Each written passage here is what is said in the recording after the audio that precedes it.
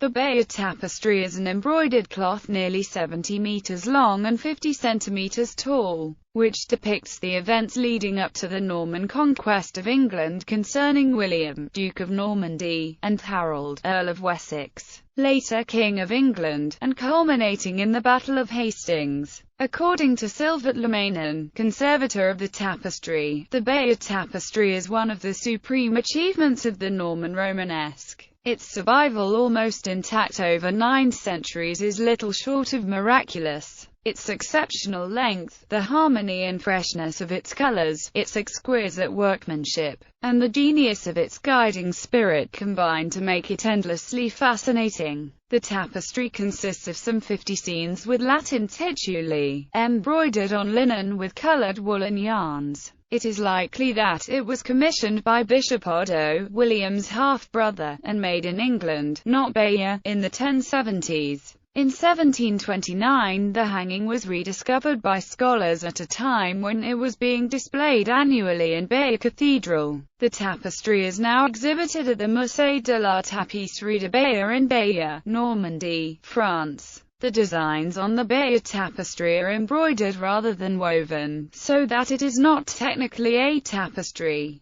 Nevertheless, it is always referred to as such. The tapestry can be seen as the final and surely the best-known work of Anglo-Saxon art, and though made after the conquest was both made in England and firmly in Anglo-Saxon tradition, points now accepted by French art historians. Such tapestries adorned both churches and wealthy houses in England, though at 0.5 by 68.38 meters the Bayeux Tapestry must be exceptionally large. Only the figures and decoration are embroidered, on a background left plain, which shows the subject very clearly and was necessary to cover very large areas. Origins. The earliest known written reference to the tapestry is a 1476 inventory of Bayeux Cathedral, but its origins have been the subject of much speculation and controversy. French legend maintained the tapestry was commissioned and created by Queen Matilda, William the Conqueror's wife, and her ladies-in-waiting. Indeed, in France it is occasionally known as La Tapisserie de la Reine Mathilde. However, scholarly analysis in the 20th century concluded it was probably commissioned by William's half-brother, Bishop Otto, who, after the conquest, became Earl of Kenton, when William was absent in Normandy, regent of England. The reasons for the Otto commission theory include: 1. 3 of the bishop's followers mentioned in the Domesday Book appear on the tapestry, 2. It was found in Bayeux Cathedral, built by Otto, and 3. It may have been commissioned at the same time as the cathedral's construction in the 1070s. Possibly completed by 1077 in time for display on the cathedral's dedication. Assuming Otto commissioned the tapestry, it was probably designed and constructed in England by Anglo-Saxon artists. The Latin text contains hints of Anglo-Saxon. Other embroideries originate from England at this time, and the vegetable dyes can be found in cloth traditionally woven there. Howard B. Clark has proposed that the designer of the tapestry was Scotland, the abbot of St. Augustine's Abbey in Canterbury. Because of his previous position as head of the scriptorium at Mont Saint-Michel, his travels to Trajan's Column, and his connections to Woodard and Vital, 2 individuals identified in the tapestry. The actual physical work of stitching was most likely undertaken by female seamsters. Anglo-Saxon needlework of the more detailed type known as Opus Anglicanum was famous across Europe. It was perhaps commissioned for display in the hall of his palace and then bequeathed to the cathedral he built, following the pattern of the documented but lost hanging of Burtneth. Alternative theories exist. Carola Hicks has suggested it could possibly have been commissioned by Edith of Wessex. Wolfgang Grape has challenged the consensus that the embroidery is Anglo-Saxon, distinguishing between Anglo-Saxon and other Northern European techniques. Medieval material authority Elizabeth Coatsworth contradicted this. The attempt to distinguish Anglo-Saxon from other Northern European embroideries before 1100 on the grounds of technique cannot be upheld on the basis of present knowledge. George Beach suggests the tapestry was executed at the Abbey of St. Florent in the Loire Valley, and says the detailed depiction of the Breton campaign argues for additional sources in France. Andrew Bridgeford has suggested that the tapestry was actually of English design and encoded with secret messages meant to undermine Norman rule, construction, design and technique. In common with other embroidered hangings of the early medieval period, this piece is conventionally referred to as a tapestry. Although it is not a true tapestry in which the design is woven into the cloth, it is in fact an embroidery. The Bayeux Tapestry is embroidered in crewel on a tabby-woven linen ground 68.38 meters long and 0.5 meters wide, and using two methods of stitching: outline or stem stitch for lettering and the outlines of figures, and couching or laid work for filling in figures. 9 linen panels, between 14 and 3 meters in length, were sewn together after each was embroidered, and the joins were disguised with subsequent embroidery. At the first join the borders do not line up properly, but the technique was improved so that the later joins are practically invisible. The design involved a broad central zone with narrow decorative borders top and bottom. By inspecting the woolen threads behind the linen, it is apparent all these aspects were embroidered together at a session, and the awkward placing of the tituli is not due to them being added later. Later generations have patched the hanging in numerous places, and some of the embroidery has been reworked.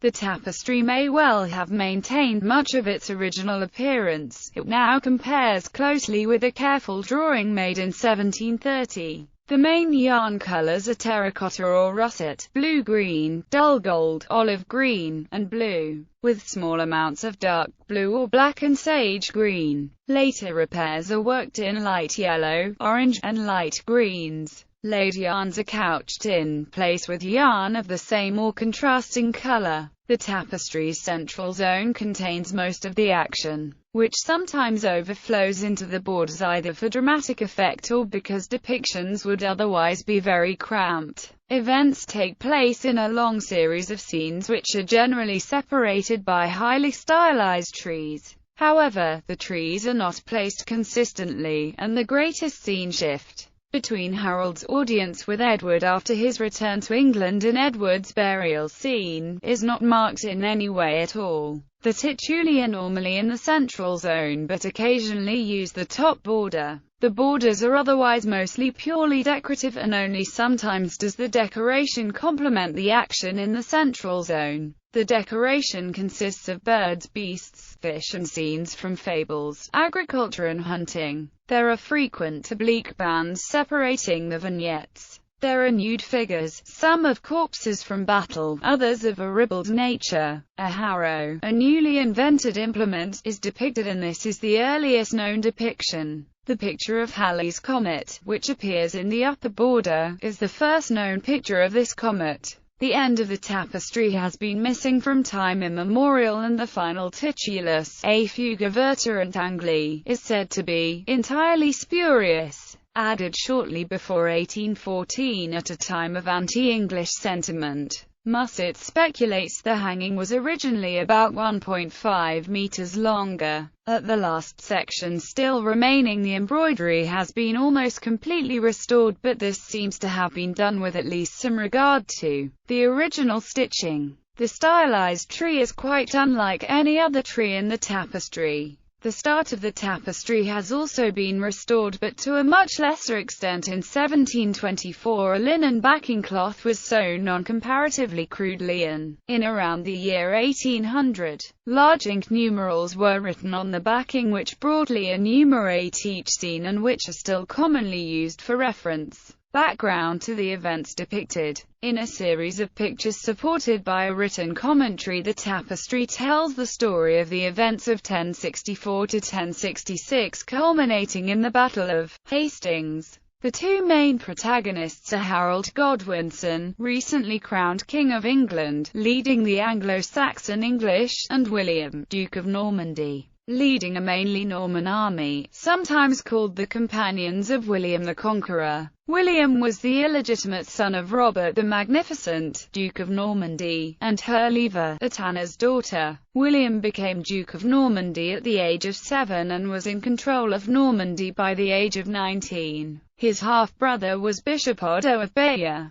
King Edward the Confessor, King of England and about 60 years old at the time the tapestry starts its narration, had no children or any clear successor. Edward's mother, Emma of Normandy, was William's great-aunt. At that time succession to the English throne was not by primogeniture but was decided jointly by the king and by an assembly of nobility. The White Nagemot, Harold Godwinson, Earl of Wessex and the most powerful noble in England, was Edward's brother-in-law. The Norman chronicler William of Poitiers recorded that Edward sent Harold to tell William that Edward had decided William should succeed him as King of England upon his death.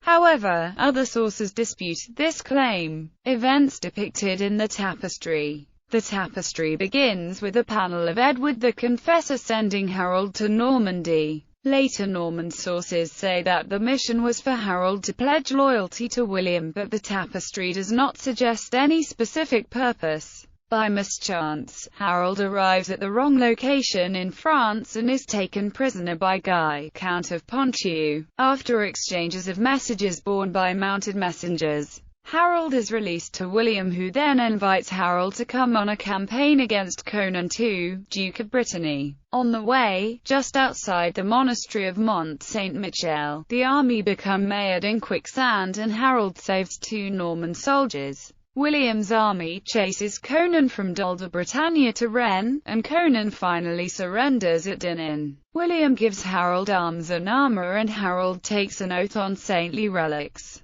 Although the writing on the tapestry explicitly states an oath is taken, there is no clue as to what is being promised. Harold leaves for home and meets again with the old King Edward, who appears to be remonstrating with him. Harold is in a somewhat submissive posture and seems to be in disgrace. However, possibly deliberately, the king's intentions are not made clear. The scene then shifts by about 1 year to when Edward has become mortally ill, and the tapestry strongly suggests that, on his deathbed, he bequeaths the crown to Harold. What is probably the coronation ceremony is attended by Stigand, whose position as Archbishop of Canterbury was controversial. Stigand is performing a liturgical function, possibly not the crowning itself. The tapestry labels the celebrant as Stigand Archieps, although by that time he had been excommunicated by the papacy, who considered his appointment unlawful. A star with a streaming tail then appears.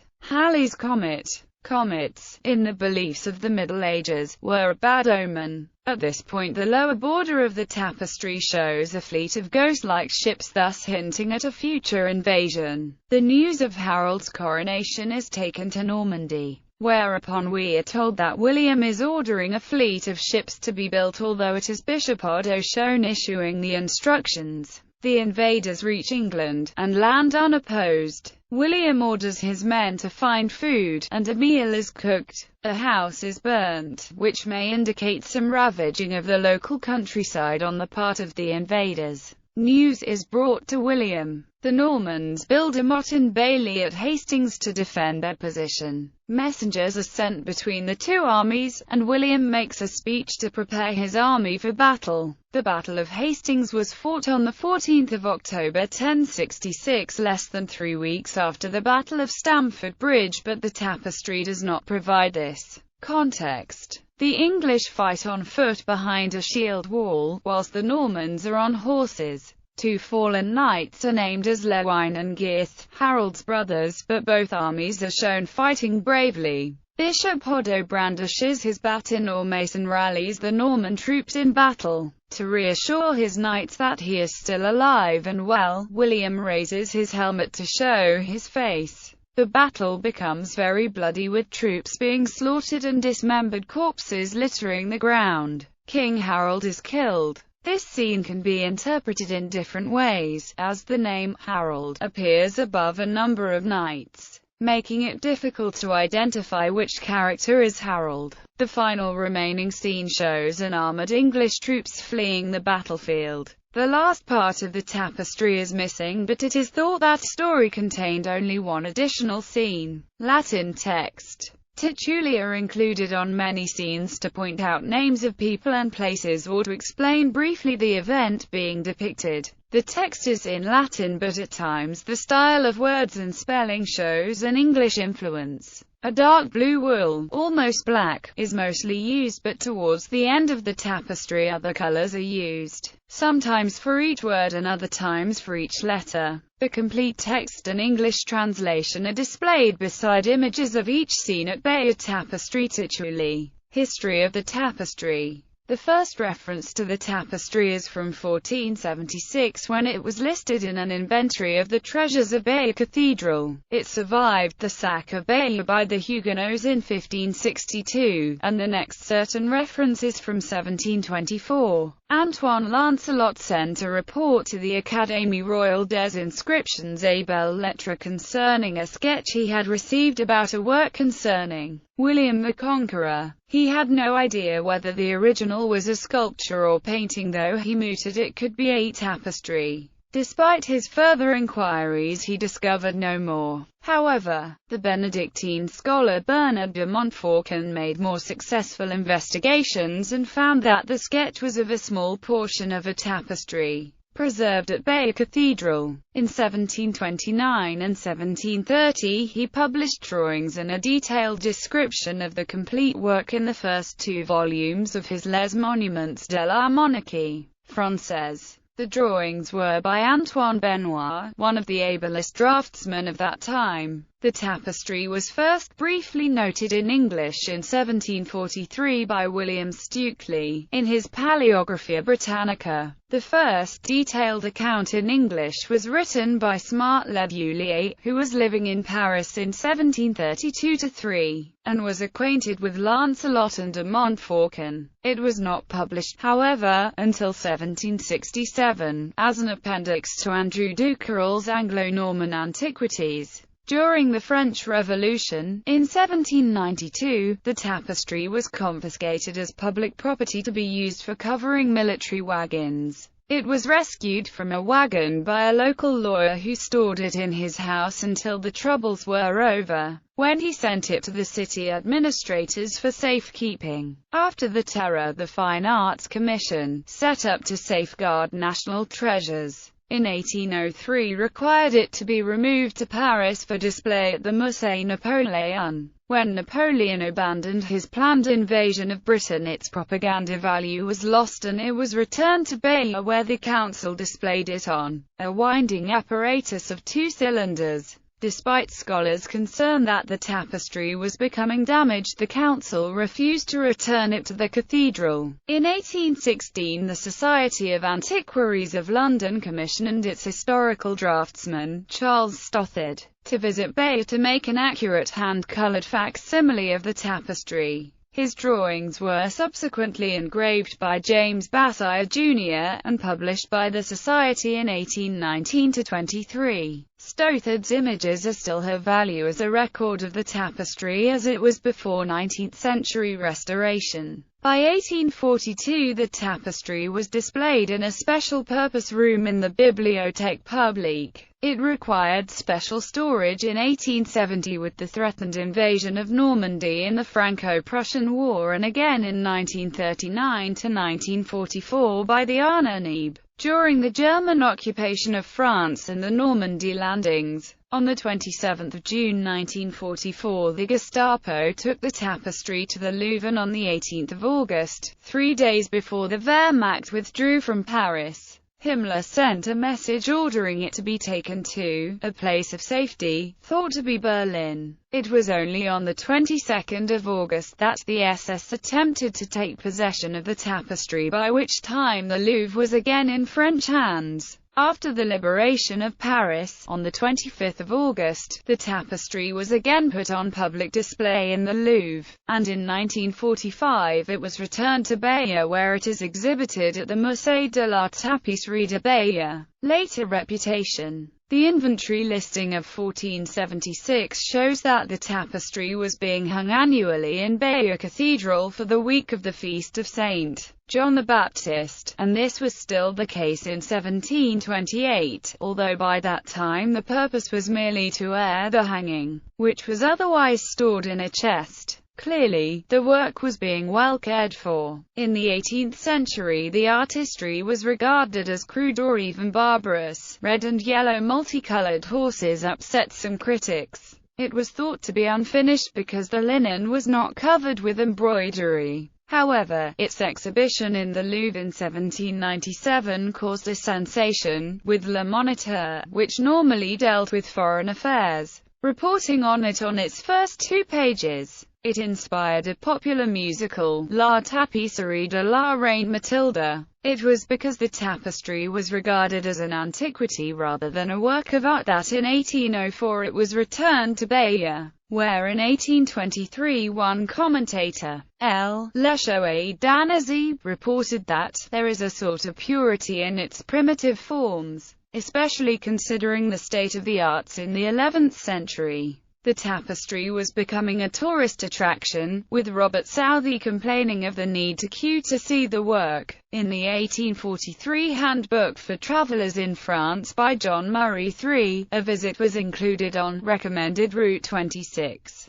and this guidebook led John Ruskin to go there. He would describe the tapestry as the most interesting thing in its way conceivable. Charles Dickens, however, was not impressed. It is certainly the work of amateurs, very feeble amateurs at the beginning and very heedless, some of them too, during the Second World War. Heinrich Himmler coveted the work, regarding it as important for our glorious and cultured Germanic history.